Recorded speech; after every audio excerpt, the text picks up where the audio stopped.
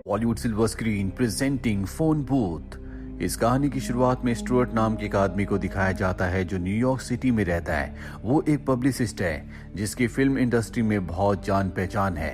वो बहुत ज्यादा एरोगेंट होने के साथ साथ डिसऑनेस्ट भी है क्योंकि वो शादीशुदा है। इसके बाद भी पेमेला नाम की एक एक्ट्रेस के साथ उसका अफेयर है। वो सबको दिखाता है कि वो बहुत कामयाब इंसान है, लेकिन सच्चाई में वो कुछ और ही होता है। ये वो वक्त होता है जब मोबाइल फोन हर किसी के पास है। टेलीफोन बूथ का इस्तेमाल अब कम ही लोग करते हैं और उनमें से स्टुअर्ट भी एक है। जब भी उसे पेमेला को कॉल करना होता है तो वो अपने मोबाइल फोन से नहीं बल्कि उसे टेलीफोन बूथ से कॉल करता है क्योंकि वो नहीं चाहता कि उसकी कॉल हिस्ट्री में पेमेला का नंबर कभी भी आए। और अब रात को पेमेला को होटल में बुलाने के लिए वो उसे टेलीफोन बूथ से कॉल करता है। जब उसे कॉल कर रहा होता है तभी वहां पर एक पिज्जा डिलीवरी बॉय आता है। वो उसे पिज्जा बेचने की कोशिश करता है जिससे स्टुअर्ट को गुस्सा आता है। वो उसे बहुत ही बदतमीजी से बात करता है। पिज्जा बॉय कहता है कि इस तरह से किसी से बात नहीं करनी चाहिए और उदास होकर वहां से चला जाता है। वो फोन से पेमेला को कहता है कि आज रात को मैं तुमसे होटल में मिलना चाहता हूँ। दरअसल वो झूठ बोलकर उसे होटल में बुला रहा होता है पर पेमेला बिजी होती है इसीलिए वो मना कर देती है।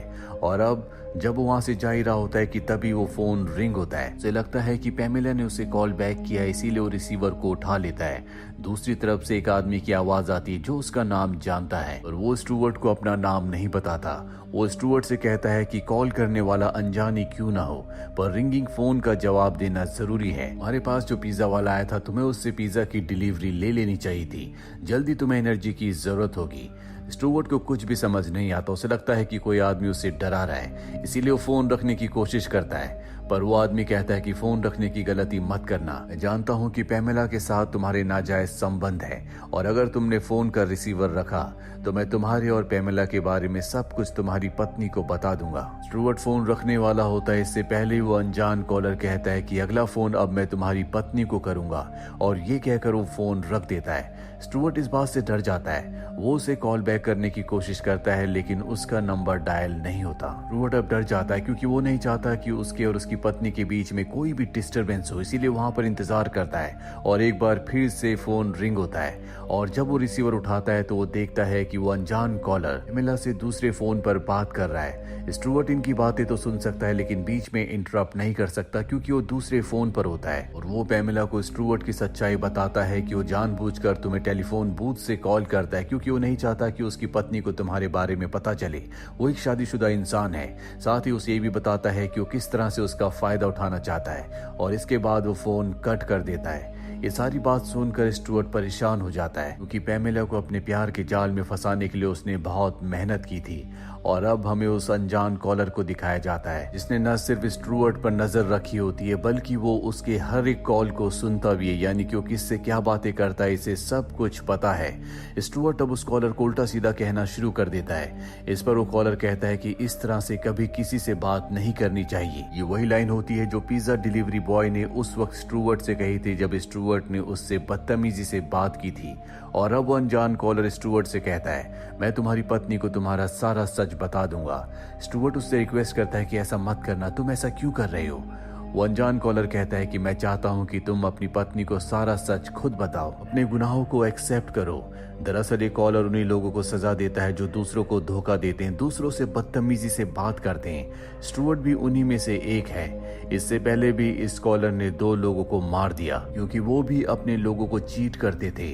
साथ ही इस कॉलर ने जिस तरह से स्टुअर्ट को आखिरी मौका दिया है कि वो अपनी पत्नी को कॉल करके सब कुछ बताए, इस अनजान कॉलर ने उन्हें भी ये मौका दिया था पर उन्होंने इसकी बात नहीं मानी। और अब स्टुअर्ट की बारी है। स्टुअर्ट अपनी पत्नी को कॉल करता है। उसकी पत्नी बताती है कि किसी अनजान नंबर से मुझे कॉल आया था पर मैं कॉल रिसीव नहीं कर पाई। स्टुअर्ट अपनी पत्नी को सच बताने की हिम्मत नहीं कर पाता क्योंकि वो जानता है कि उसकी पत्नी इस बात को कभी भी बर्दाश्त नहीं कर पाएगी। वो अपनी पत्नी से कहता है कि किसी भी अनजान नंबर से तुम्हें कॉल आए तो उस कॉल को रिसीव मत करना। वो अनजान कॉलर उसे बताता है कि मैं तुम्हें किसी भी दूरबीन से नहीं देख रहा बल्कि गन की दूरबीन से देख रहा हूँ और अगर तुमने फोन डिस्कनेक्ट किया तो मैं तुम्हें मार दूंगा। स्टुअर्ट को यकीन दिलाने के लिए टेलीफोन बूथ के बाहर जो इलेक्ट्रॉनिक रोबोट होता है वो उसे शूट करता है। और अब स्टुअर्ट पूरी तरह से डर चुका है। वो जानता है कि ये अनजान कॉलर बहुत ही खतरनाक है और कभी भी उसे मार सकता है, इसीलिए वो टेलीफोन बूथ को नहीं छोड़ सकता। वहीं बाहर हमें दो लड़कियों को दिखाया जाता है जो उसे टेलीफोन बूथ से बाहर आने के लिए कहती हैं, क्योंकि उन्हें जरूरी कॉल करना होता है। लेकिन यहाँ पर स्टुअर्ट की मजबूरी है कि वो टेलीफोन के रिसीवर को नहीं रख सकता, इसीलिए बहुत ही बदतमीजी से वो उन्हें वहां से जाने के लिए कहता है, जिस तरह का उसका नेचर होता है। वो लड़कियां वहां से चली जाती है, पर कुछ ही देर बाद वो अपने साथी को वहां पर लाती है और वो साथी स्टुअर्ट को बाहर निकलने के लिए कहता है। स्टुअर्ट बाहर निकलने से मना कर देता है, हालांकि वो पोलाइटली उसे बोल रहा था, लेकिन जब स्टुअर्ट मना करता है तो टेलीफोन बूथ को धकेलने लगता है, साथ ही पंच मारकर वो उसके ग्लास को क्रैक कर देता है। स्टुअर्ट टेलीफोन बूथ के अंदर पूरी तरह से परेशान है, क्योंकि ना तो बाहर आ सकता है और ना ही वो टेलीफोन रिसीवर को रख सकता है। और तभी वो अनजान कॉलर स्टुअर्ट से कहता है, क्या तुम्हें मदद की जरूरत है? स्टुअर्ट कहता है कि हाँ, और तभी वो अनजान कॉलर उस आदमी को जो बाहर से टेलीफोन बूथ को धकेल रहा होता है उसे गोली मार देता है, जिससे उसकी मृत्यु हो जाती है। दरअसल उस अनजान कॉलर की राइफल पर साइलेंसर लगा है, इसीलिए किसी को नहीं पता कि गोली कहां से आई थी। स्टुअर्ट उसकी मौत से पूरी तरह से घबरा जाता है। यहाँ पर जो उसकी दो लड़कियां दोस्त होती है वो सबसे कहती है कि स्टुअर्ट ने इसे मारा है। स्टुअर्ट कहता है कि तुम्हारे पास कोई भी सबूत नहीं है कि मैंने इसे मारा है, मेरे पास कोई भी गन नहीं है। और तभी वो अनजान कॉलर उसे कहता है कि टेलीफोन बूथ के ऊपर मैंने पहले एक गन रख दी थी। स्टुअर्ट कहता है कि तुमने ऐसा क्यों किया? वो कहता है कि अगर तुमने उनसे अच्छे से बात की होती तो मैं तुम्हें नहीं फंसाता। तुम हमेशा दूसरों से बदतमीजी से बात करते हो, साथ ही तुम्हारी पत्नी जो तुमसे बहुत प्यार करती है उसे चीट करते हो। तुम अपनी जिंदगी को कभी अप्रिशिएट नहीं करते। स्टुअर्ट को समझ में आ चुका है कि उसे अब यहाँ से सिर्फ पुलिस ही बाहर निकाल सकती है, इसीलिए वो 911 पर कॉल करता है। हालांकि वो बात नहीं कर सकता, लेकिन वो कोड वर्ड में पुलिस को समझाने की कोशिश करता है, लेकिन पुलिस को उसके कोड वर्ड समझ में नहीं आते। पर जो अनजान कॉलर होता है उसे समझ में आ जाते हैं, इसीलिए वो स्टुअर्ट के सर के पास गोली चलाता है। और अब टेलीफोन बूथ के बाहर पुलिस इंस्पेक्टर भी आ जाते हैं, वो उसे बाहर आने के लिए कहते हैं, लेकिन स्टुअर्ट कहता है कि मैं अपने साइकाइट्रिस्ट से बात कर रहा हूँ। दरअसल ऐसा कहने के लिए उसे उस अनजान कॉलर ने कहा होता है। अब यहाँ पर मीडिया भी आ चुकी होती है, इसीलिए पुलिस सख्त एक्शन नहीं ले पाती। साथ ही पुलिस उसकी फोन को ट्रेस करने की कोशिश करती है, लेकिन वो उसके फोन को ट्रेस नहीं कर पाते। अब यहाँ पर स्टुअर्ट की पत्नी भी आ जाती है, क्योंकि उसने न्यूज में देख लिया होता है कि टेलीफोन बूथ में क्या हो रहा है, और वो स्टुअर्ट को बाहर आने के लिए कहती है, लेकिन स्टुअर्ट बाहर नहीं आ सकता। वो अनजान कॉलर स्टुअर्ट से कहता है कि अगर तुमने सबके सामने अपनी पत्नी को पैमेला के बारे में सच्चाई बता दी तो मैं तुम्हें यहाँ से जाने दूंगा। स्टुअर्ट समझ चुका है कि अब उसके पास कोई भी रास्ता नहीं है, इसीलिए वो सबके सामने कैली को अपनी पूरी की पूरी बेवफाई की सच्चाई बता देता है कि किस तरह से वो उसे चीट करता है। लेकिन अब वो अनजान कॉलर उसे जिंदा छोड़ने का इरादा बदल चुका है। स्टुअर्ट भी पूरी तरह से फ्रस्ट्रेट हो चुका है, इसीलिए वो फोन रखकर बाहर आकर हाथ ऊपर कर लेता है। और तभी वो देखता है कि उसकी पत्नी कैली के सिर पर एक लाल रंग की रोशनी है, यानी कि स्नाइपर ने अब उसकी पत्नी को निशाना बनाया है। वो डर जाता है और एक बार फिर से रिसीवर उठा लेता है। और अब यहाँ पर पैमेला भी आ जाती है। वो कॉलर कहता है कि तुम्हें पैमेला और अपनी पत्नी कैली में से एक को चुनना होगा। स्टुअर्ट उससे रिक्वेस्ट करता है कि मेरे साथ ऐसा मत करो। और जब वो उससे बात कर ही रहा होता है कि वो चुपके से अपने मोबाइल फोन से अपनी पत्नी कैली को कॉल कर देता है। कैली सुनती है कि किस तरह से स्टुअर्ट किसी अनजान इंसान से बात कर रहा है, और वो फोन पुलिस को देती है। पुलिस को भी अब पूरा गेम समझ में आ चुका है, कोई स्टुअर्ट को ये सब करने के लिए मजबूर कर रहा है।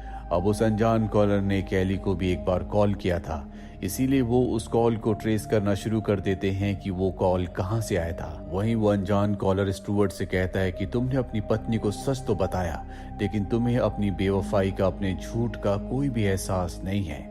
स्टुअर्ट को यकीन हो चुका है कि अब वो जिंदा नहीं बच सकता, इसीलिए उसे अपनी आखिरी वक्त में अपनी सारी गलतियों का एहसास होता है और वो सबके सामने कन्फेस करता है कि वो अच्छा इंसान नहीं है। वो अपने असिस्टेंट्स को झूठी पेमेंट के वादे करता था, जानबूझकर वो हमेशा से महंगे सूट पहनता है ताकि सबको ऐसा लगे कि वो बहुत रईस है, जबकि सच्चाई कुछ और ही है। वो अनजान कॉलर स्टुअर्ट से कहता है कि बूथ के ऊपर जो गन रखी है तुम उसे लेकर बाहर जाओ। दरअसल वो स्टुअर्ट को ऐसा करने के लिए इसलिए कहता है ताकि जब वो गन लेकर बाहर जाए तो पुलिस उसे शूट कर दे। दरअसल वो किसी भी कीमत पर उसे मारना चाहता है। बाहर जो पुलिस इंस्पेक्टर होता है वो इशारों में स्टुअर्ट को बता देता है कि हमें उस कॉलर की लोकेशन का पता चल चुका है, वो जैसा कहता है तुम वैसा ही करो। और ये जानने के बाद कि पुलिस को उस कॉलर की लोकेशन का पता चल चुका है जो आसपास ही किसी बिल्डिंग में है, स्टुअर्ट उसे सब कुछ बता देता है कि पुलिस तुम तक पहुंच चुकी है और अब उस कॉलर को गुस्सा आता है। वो कहता है कि मैं तुम्हारी पत्नी कैली को मार रहा हूँ। स्टुअर्ट इस बात से घबरा जाता है। वो ऊपर से गन निकालता है और बाहर आकर उससे रिक्वेस्ट करता है कि उसे मार दिया जाए, वो उसकी पत्नी को छोड़ दे। और तभी स्टुअर्ट को गोली लगती है, जिससे वो वहीं फुटपाथ पर गिर जाता है। वहीं पुलिस को दिखाया जाता है, जो कॉलर की जगह तक पहुंच जाते हैं। देखते हैं कि वो अनजान कॉलर मारा जा चुका है। दरअसल उसने खुद अपनी जान ले ली होती है, क्योंकि उसे पता चल गया था कि पुलिस उस तक पहुंच चुकी है। वहीं स्टुअर्ट को पुलिस उठाती और उसे बताती है कि तुम्हारे ऊपर उस कातिल ने, यानी कि उस अनजान कॉलर ने गोली नहीं चलाई, बल्कि हमने गोली चलाई थी, जो कि एक रबड़ की गोली है। तुम अब भी पूरी तरह से ठीक हो। हालांकि वो जख्मी हो गया होता है और उसकी जान बच चुकी है। इसके बाद वो उस अनजान कॉलर की डेड बॉडी को देखता है, जो वही पिज्जा डिलीवरी बॉय होता है जिसने कहानी की शुरुआत में उसे पिज्जा बेचने की कोशिश की थी। और अब स्टुअर्ट को एम्बुलेंस में लिटाया जाता है, उसे दवा दी जाती है। और तभी उसके पास एक आदमी आता है, जो स्टुअर्ट से कहता है कि पिज्जा डिलीवरी बॉय को मुझे मारना पड़ा, इसके लिए मैं माफी चाहता हूँ। अगर तुमने अपनी ईमानदारी छोड़ी या कभी किसी से बदतमीजी की या अपनी पत्नी को धोखा दिया, मैं एक बार फिर से तुम्हारे पास आऊंगा। और इसके बाद वो वहां से जाने लगता है। उसके पास एक बहुत बड़ा सूटकेस होता है, जिस सूटकेस को देखकर साफ साफ पता चलता है कि उसके अंदर गन है। हालांकि स्टुअर्ट सबको बताना चाहता है कि कातिल अब भी जिंदा है, लेकिन वो बेहोशी की दवाई के नशे में होता है, इसीलिए वो कुछ भी किसी को नहीं बता पाता। दरअसल ये अनजान कॉलर यहाँ हमेशा इस बूथ पर नजर रखता है। उसने यहाँ पर कुछ ऐसी सेटिंग की होती है कि यहाँ से फोन करने वाले हर एक इंसान की बातें वो सुन सकता है, और जो भी लोग दूसरों को चीट करते हैं, ये अनजान कॉलर उन्हें सजा देता है, जैसे उसने स्टुअर्ट को दी। और इसी के साथ ये फिल्म, ये कहानी यहीं पर खत्म हो जाती है। उम्मीद करते हैं कि ये कहानी आपको पसंद आई होगी।